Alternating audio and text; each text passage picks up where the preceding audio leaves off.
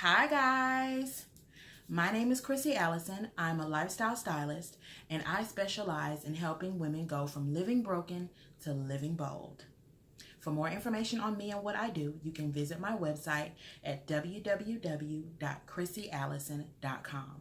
I will leave my website link in the not the comments but the description box. Okay, so let's jump to it. Recently I had the pleasure, of visiting the fabulous country of Ghana, West Africa. I've been back about a month, and I know you guys have been waiting for me to tell you guys all about this trip. But honestly, I just have not had the energy. I couldn't figure out how I was going to do it. I knew I did not feel like writing a blog because I was there for 2 weeks. So there's so much to cover in 2 weeks. I didn't want to do one long drawn out video. That's way too long. So one of my friends suggested that I do a series of videos. So that is what I'm going to do. This video is going to be my intro. We're going to talk about, I'm going to talk about why I visited Ghana. I want to talk about preparation, getting ready for Ghana, arriving in Ghana, the things that I noticed that were different in Ghana, and life in Ghana. Okay, so first, visiting Ghana. To visit Ghana, I have always wanted to visit Africa as a whole. Since I was a child, I did a lot of reading. I did a lot of watching TV and movies and documentaries, and my mom took me on a lot of different trips to museums and festivals and just different outings. And every region of Africa, every country of Africa, even every different city, town, village is different. There's so much to Africa that people do not know. There's a lot more than the media shows, and I have always wanted to see that. So I've always wanted to go to Africa. My trip, I celebrated my 35th birthday. So I wanted to go when I was turning 30, and I remember making a post on Facebook like, hey, who wants to go to Africa? And everybody's like, I don't want to go to Africa. I don't have nothing to do there. And It's everything we do here, we can do in Africa. Sometimes even do it better. Okay. So anyway, always want to go to Africa. One of my very dear friends happens to work in Ghana, and she's always like, girl, you need to come to Ghana. You need to come to Ghana. You need to come to Ghana. And I'm like, you know what? I do need to go to Ghana. And I was like, one day we were just like, okay. And I was like, all right, I'm gonna come. And I was like, okay, well, trying to figure out when I'm gonna go. And I was like, my birthday's coming up. I can celebrate my birthday there. It's a milestone, 35. And she was like, come on, let's, and I'm like, trying to figure out like who's going to go with me. She was like, girl, don't worry about anybody else. You just come. And so, that's how that came about. So this is a life, something I want to do, since I was a child, and I'm just, was so excited that my friend invited me, and so I went. I didn't really tell many people that I was going because honestly I didn't want people to go, and that's just it. I didn't feel like worrying about anybody else, and I just didn't, to be totally honest. Anyway, so to prepare for Ghana, this was my first international trip. So I did have to get my passport, and a lot of people talk about passport lines and all this and all that. I live in Houston, Texas. So I went to the Civil Courthouse building downtown, and actually I was able to take care of my passport and do everything that I do and get food on my lunch break. So I work close to the Civil Courthouse, so I just literally walked over there, took care of my passport, did all that, got lunch, and still had time left over. So that is an alternative if you think that, going to the passport office is long or whatever. I went to the Civil Courthouse right downtown, and it took less than an hour. I had to get my visa. You have to have a visa to go to Ghana. So they do have a consulate here. They only do rush visas at the consulate, and it is $100. So you can do it through DC, which takes like 4 to 6 weeks. Like, oh, and also with the passport, it took it's supposed to take about 4 to 6 weeks. It maybe took like 3 for it to come back. 3, maybe 4 for it to come back. With the visa, if you send your information off to DC, then it's supposed to take about the same amount of time. But if you go to the consulate here in Houston and get the rush visa, then it actually takes like 15 minutes. So yeah. You do have to have one specific shot for visiting Ghana, and it's the yellow fever shot. There are only 4 places in Houston that offer the shot. To see what those places are, you can go on the CDC website. And I guess to see what those places are in any area, you can go on the CDC website.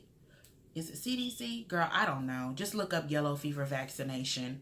And it'll come up. It'll, you put your zip code in or city in and tell you, it'll tell you where it is. But there's only 4 places in the city of Houston that offer the vaccination. And I think the next closest place that offers it is like Austin. So there's supposed to be a shortage of the vaccination. But yeah. What else? Visa shots. Okay. So I purchased my tickets, I think in March for my trip, which was in mid-July. Tickets can range anywhere from, I've heard tickets can be $800, and I've seen them like $2,500. It just depends on when you're purchasing your ticket and when you're traveling. So the closer you purchase the ticket to the date, the more it will be. And also summertime is like a peak season, so I think they're a little more, expensive in the summertime. Yeah. So that's that. I was excited about this trip. I was happy because I could take 2 pieces of luggage that were 50 pounds. I'm a heavy packer, but I did really good on this one. Some of my friends suggested that I get a luggage scale, which I purchased on Amazon.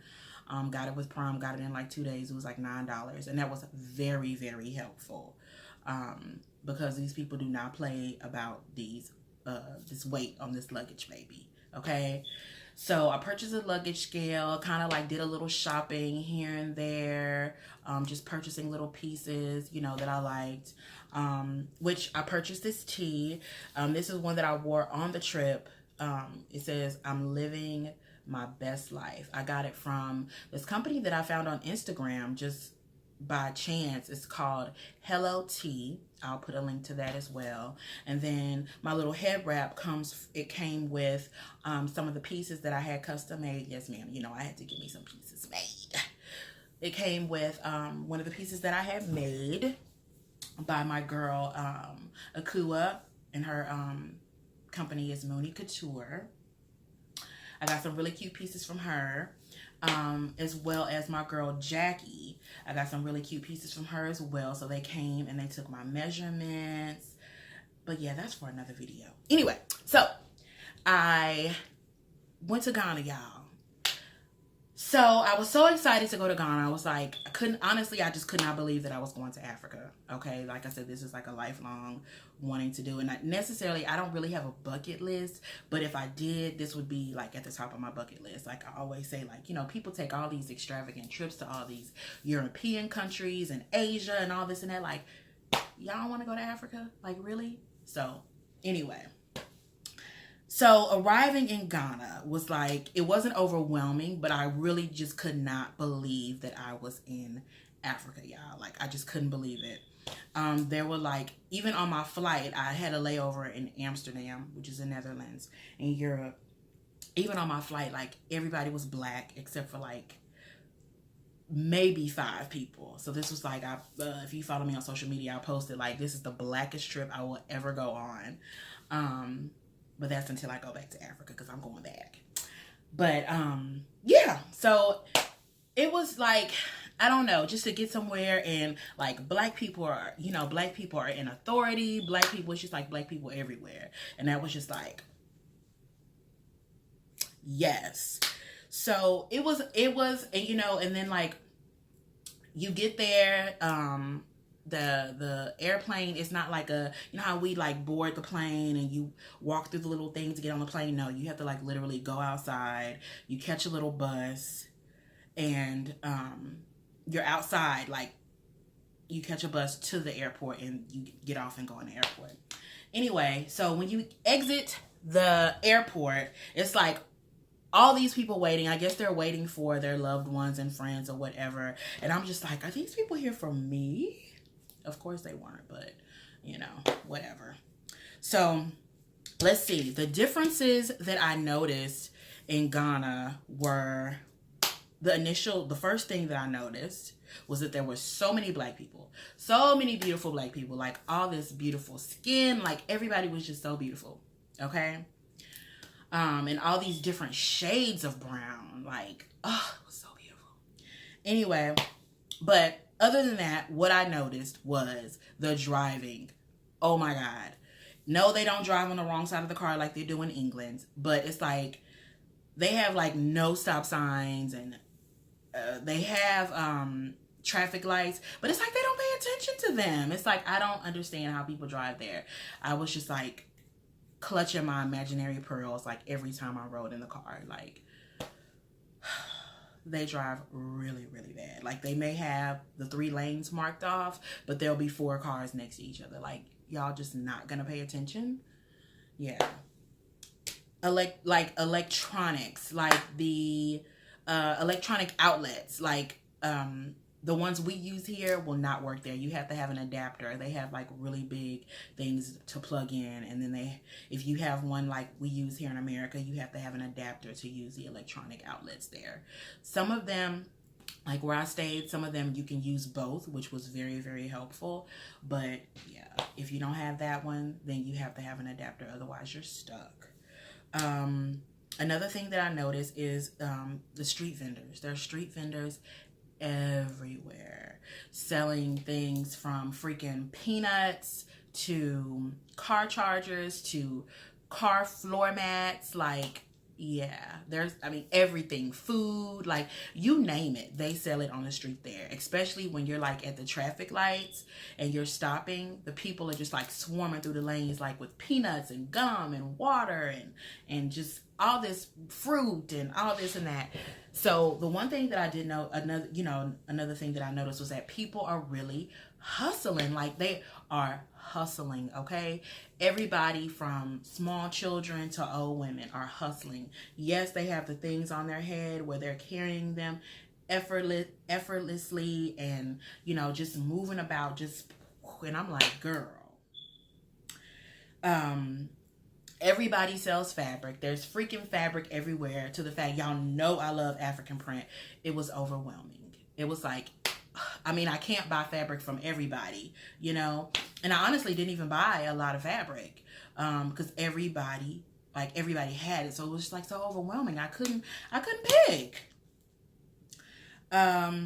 Everyone sews. I saw little young boys sewing, young girls sewing, old men sewing. Everybody sews. Like everybody is somewhere making a garment, okay? Like you could just be walking down the street and people will be in their little things just sewing and making stuff and doing this. And yeah. And what I also want to say is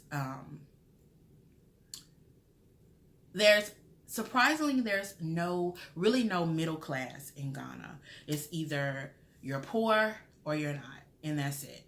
I do want to say that what you see on TV is not how it is in Ghana. They're not little kids walking around with that weigh 2 pounds and their belly is sticking out here and they're begging for food and they're hungry. No, I didn't see any of that. I saw people that were thriving, people that were working and living, and they were happy and they were working and they were with their families and their friends and just living life. That's what I saw. They have the same stuff we have here. They have restaurants. It's a city. Even in like the outer parts, people were living. They were, they have their little markets. They're just living life. Like the life that we live, it's not something that they're looking for because that's the life that they live. Like they have not lived our life. So, how we go places and we're like comparing and stuff. Yeah, they're not doing that. But yeah, it was really, really nice. Of course, you know, I went to some areas and, you know, there were, you know, people living in houses that were like made out of cardboard and tin and, you know, whatever. But I mean, that's the life that they live. It wasn't like they were happy, you know? And it's like, we complain about the smallest things, and these people are over there thriving and living life and selling pineapples and just, you know, taking care of their families and just living. Not that everybody sells pineapples, because that's not accurate, okay? But, you know, just in a nutshell, you know, they're just living life and being happy. What else? It's not how it is on TV.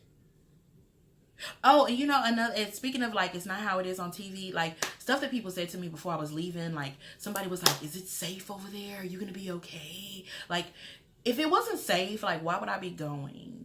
And then like, somebody else was like, oh, they eat with their hands. I mean, like, we eat with our hands. Like, we eat sandwiches with our hands. We eat, like, you know, we eat stuff with our hands. Like, some stuff was just crazy, you know, but I posted the pictures that I posted, and I'm sharing these videos to hopefully open some eyes and, you know, get people their mind rolling. You know what I'm saying? What else? I kind of wrote some things down. I am going to post this video, so if you have any questions that I did not answer only on these things here, then I will answer them for you once I post the videos, because I am going to do other videos. I'm going to do a video on my visit to the slave castles. Excuse me. I'm going to do another video on the places that I ate, the places that I went, the clubs that I went to kind of like, you know, just share those places with you guys. And I had another one, but I honestly can't remember. But this is not the only video that I'm going to do. So if I did not cover something that you wanted to be covered, inbox me, email me, whatever, and I will answer your question. Oh, yes. I got my braids done there. Well, are these locks? Yeah, my faux locks done there. And the way they do braids there, and their stores, period, they don't really have like plazas and stuff like we have here that have like multiple stores. They have these things called containers, which are the containers that they do the shipping with. If you're familiar with people that ship things from here to like different countries overseas or whatever, and they turn them into stores. Barbershops, beauty shops, and that's where I got my hair braided. I was literally on the side of the road in a container getting my hair braided. As far as the price, in US dollars, including the hair, it was less than $60. And this would be like, as long as these are and they're small, would be like $400 here. Y'all know I wasn't paying that, child. So I had to come up on my girl. Her name was Princess. I still have Princess's number, so when I go back, I'm getting them done again. But yeah, so everything is different there. They don't have like how we have like Walgreens and corner stores. I mean, they have like little stores. They don't have a lot of fast food restaurants. I did eat KFC. I ate Burger King. It was at the mall. Oh yeah, and speaking of eating, I did not eat a lot of I didn't eat any Ghanaian food. I ate jollof rice. Jollof. I'm sorry. It's one of the two. Okay? And it was good. It was good. But yeah, I didn't eat a lot of authentic food. Not because I didn't want to. It's because I really can't. Yeah, I have the digestive system of an 85-year-old. So, and like I said, they don't have like corner stores and stuff, so it's nowhere to use a restroom, if you get where I'm going. Yeah, so I didn't. Another thing is I had started having like allergy sinus issues there, and the pharmacies there, you can literally just walk in like, hey, I'm having these symptoms, what can you give me? And that's how they operate. Like, you can go in, don't get no ideas trying to go over there and have some drink empire.